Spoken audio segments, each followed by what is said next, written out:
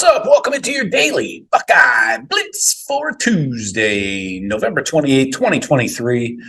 I'm your host, Joe from the Buckeye Cast. Hey, don't forget, holidays are coming up. Christmas anyway. Get your loved ones some Buckeye gear at the buckeyecast.com. Sale is still going on. We are rolling that sale. Some hot merch there. Get your friends and family some Buckeye swag, hats, shirts, hoodies, jackets, vests, things they need this time of year. Some good like fleece vests. I like that. Some long sleeve quarter zips and stuff like that. So check it out, thebuckeyecast.com. All right, today is Tuesday, so we're talking defensive grades and stats from Saturday's game.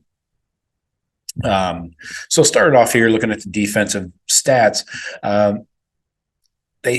JJ McCarthy didn't do a lot, but he hasn't done a lot throughout, his career. He threw for almost $150, a touchdown, 80% completion percentage, 16 of 20, so very efficient, and made a few big time throws when he had to.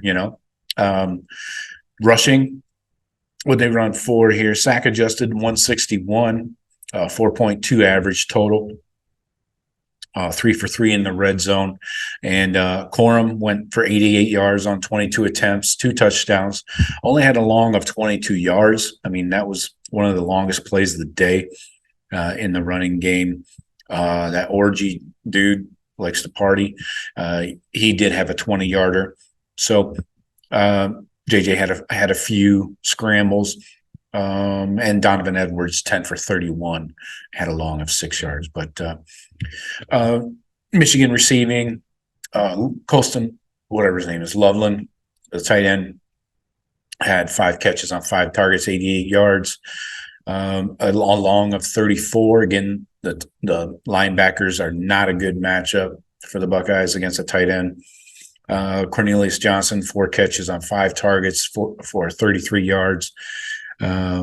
Roman Wilson got credited with a touchdown, even though he never had possession of the ball. 3 catches on 6 targets, 36 yards. And Barner, the other tight end, 2 for 25. And Donovan Edwards, 2 for 5. And the Morgan kid had 1 for -5. So on third downs, Buckeyes were very successful on defense, 3 of 12, 25%, elementary school math. But on fourth downs, they were 3 for 3. That's 100%. Again, elementary school math coming through. So average yards per rush was only 4. I mean, usually you feel good if you can hold Michigan to that. Average yards per play was 5.6. Usually you feel good if you're holding the opponent to that. But the issue really comes into play with, Kyle throwing the INT in the first quarter that sets him up inside the 10 at like the 7 or whatever. Obviously, that's an easy touchdown drive on 4 plays. But then in the second half, so you make them punt with about 6.5 minutes left in the second quarter. They punt. Then in the third and fourth quarter, they go 4 scoring drives in a row. Now, you did hold them to 3 field goals of those 4, but the touchdown drive, and these were all multi-play drives. Like out of the halftime, they get the ball. Field goal on 6 plays, 46 yards.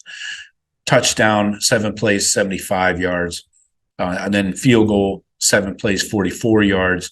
Now and this is the other kicker, is the last scoring drive, the field goal drive, 13 plays, 56 yards, 7 minutes run off the clock.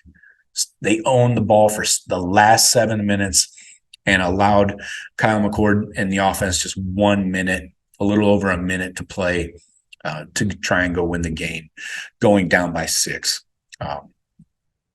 So I'm gonna kind of squeeze in the special teams angle here. Average starting position for Michigan, the cheaters, was their own 32. That was almost 10 yards better than Ohio State, who started at their own 23. And then they had 2 70-yard drives and 2 drives of over 5 minutes long. So 2 3-and-outs. Yeah. Anyway, let's go to the grades.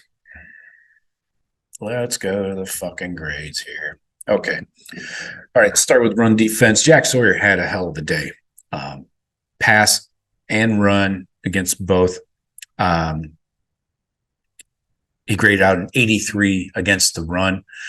Had 5 tackles, 3 assists, 0 missed tackles, 6 stops. That stopped for little or no gain. He was setting the edge, and the ends were pinching down and stopping the run, or at least, trying to stop the run and stop big gains from happening. So Sawyer, 83, that's probably his season best. JT coming up with a 78.4. So those guys were the highest graded in run defense on the team. JT had a tackle, 3 assists, and a stop. IGB coming through with a 76.5, coming up in run support, 3 tackles, 3 assists, 2 stops.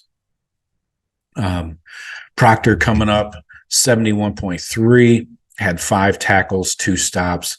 Michael Hall Jr. had himself a day. We'll get to his pass rush grades. Run defense grades, not particularly great. He had 3 tackles and a miss, but did have 3 stops. He graded out a 68.7. Hancock a 66, had 3 tackles, an assist, no stops. Sonny Styles, not his best day, especially tackling. I know he was in on a lot of tackles. He had 5 solo and 7 assists, but 2 missed tackles. And we'll get to his pass game issues as well. Cody coming in as a third linebacker occasionally, just had 1 tackle, and it was a stop. Steele grading out a 64.5. Cody was a 64.8. Steele had 8 tackles and 5 stops. Tyleek doing well-ish. Didn't grade out well, but did have 5 tackles and 2 misses, 5 stops against the run. So let's look at the pass rush grades here. Michael Hall Jr. Had 14 snaps in pass rush. He graded out the highest, a 91.1. That's probably, that is definitely his highest for the season. He had 2 pressures, a hit, and a hurry. And JT graded out a 69.2. He had 3 total pressures. Those were 3 hurries. Jack, now he only graded out a 63.9, but he had 3 pressures. One was a sack, 1 was a hit, 1 was a hurry. Sonny, he did pass rush once and had no pressures. Hero Canoe got in there for 1 pass rush, didn't do anything. If you don't do anything on your 1 snap, you get a 60. And he did nothing, no pressure or anything. Caden Curry, the same. Who else? Kenyatta, same. He was a 60. Cody Simon, 60. Ty Hamilton, on down the list here. Tyleek had 1 pressure. It was a hurry. And, it goes down from there. But those were the only guys that were in pass rush. Now for the coverage, IGB actually had one of his best days, graded out a 71.6. He was only targeted 3 times, allowed 1 catch for 19 yards. No penalty. JT was in coverage for 1 snap. Not going to count that. Sonny was in coverage for 24 snaps. He had a 65.3. So he was targeted twice, allowed 2 catches for 14 yards. Steel Chambers, this was a huge mismatch. He graded out a 65. He had 3 targets, 3 receptions for 15 yards. allowed a few yards of yak. Cody Simon allowed 0. Jordan Hancock, 2 targets, 2 catches for 8 yards, allowed 10 yards of yak. Jack Sawyer in coverage, he wasn't in coverage at all. Josh Proctor in coverage had 2 targets, 2 catches for 39 yards. Malik Hartford, he was in coverage. Him and Denzel Burke. I think Burke gets credited with the touchdown on Roman Wilson. So that killed Burke's grade. He was a 58.9. 6 targets. They actually went after Burke the most. 4 catches. He allowed 32 yards, and they gave him the touchdown where he ripped the ball away from Roman Wilson. It should not have been a touchdown. Anyways, and then Eichenberg, he was targeted as well, and they had huge success going at him. He should not have been covering a tight end at all. 3 targets, 3 catches, 55 yards, 43 yards of yak. That's a backbreaker. Even though none of them were touchdowns, still you're allowing way too many first down conversions and just big plays overall, So going back to the missed tackles, I did want to highlight that. We had 8 missed tackles total. Sonny with 2, Tyleek with 2, Tommy with the rare 2 missed tackles. He did not have a good game. I know he was dinged up with the elbow brace and all that, but not a great game for Tommy at all in any aspect of the game. Michael Hall 1, Denzel Burke 1 on the missed tackles. Again, you got to keep those down under like 5, 6, and 8 is dangerous, especially when you're facing a run-heavy team like this. So, yeah. Defense allowed 30 points. Worst game all year.